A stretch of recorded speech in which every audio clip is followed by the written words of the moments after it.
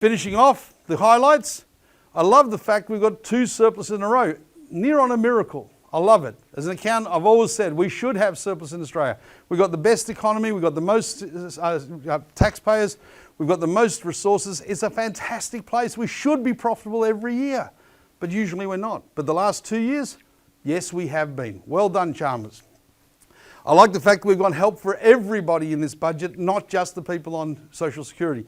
It's important that we recognise everybody's contribution in making that tax base bigger, in making those services afforded, in making sure that people can be helped, because you can't help them if we don't have the revenue. We don't have the revenue if you don't have everybody on page. I'm happy to see the social housing splurge. I think it's the right concept.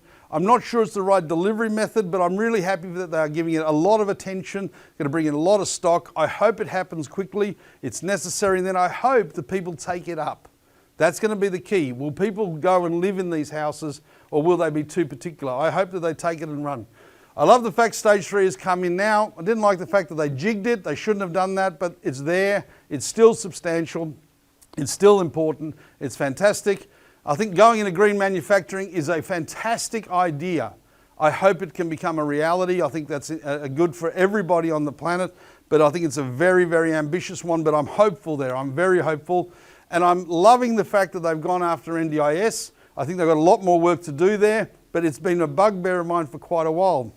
It scares me how much we're spending there that's not being put wisely to use. There's more than enough funding in there to look after everybody if we do it properly with accountability and efficiency, and that's the key. You know, the migration boom dividend cannot be underestimated. That new revenue that's coming in from having extra taxpayers from migration is enormous. And don't forget, we've got a whole bunch of students that have been studying till they were 25 or 28 that are finally going into the workforce now.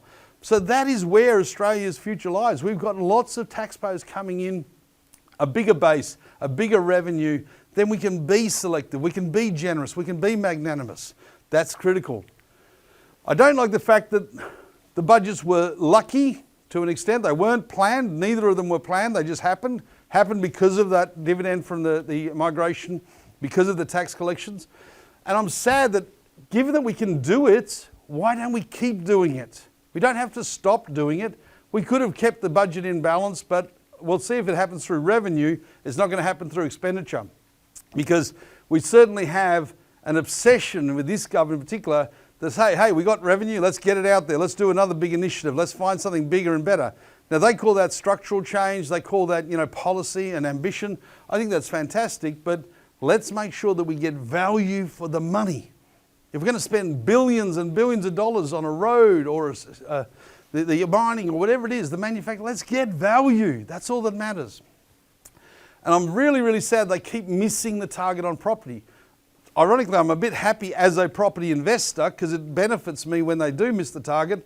But I know people need help in the property space, so please get it right. Get the stamp duty sorted. Get the GST sorted. Encourage people to build more, because that could be a hell of a lot more affordable if we took GST out of housing construction, which it should not be there. But the state governments don't want to get rid of that revenue, and someone needs to hold them up to account. And start appreciating landlords. If you want that rental crisis fixed quickly, look after the landlord, because that's the only person that can mobilise quickly enough to solve it in a heartbeat. I'm waiting to see whether this green manufacturing, Australian made, is going to be a dream or a nightmare. I have my reservations because of our ability with cost, because of our ability with efficiency, and because of the lack of productivity not being in the conversation. If we could get productivity in the conversation, anything is possible. But without productivity, you can't have high cost if we don't get high outcomes. And that's going to be the greatest challenge that Chalmers faces over this next period that he is in power, is can he make this efficient? His dream is on the table, his money is on the table. Can he make the country do it in a proper way? On that note, that's pretty much all I've got to say for the budget. I think he did a pretty good job overall, but I think he did fall a bit flat. So this year I'm dropping it down to 6 out of 10. because I would have liked to have seen productivity. I would have liked to have seen incentive for the private industry and the housing. I'd have liked to have seen a few things, but it's a lot better than a lot of people are saying. So 6 out of 10 charmers, that's a pretty good job. You know, that's me done for the evening. I hope you enjoyed the session.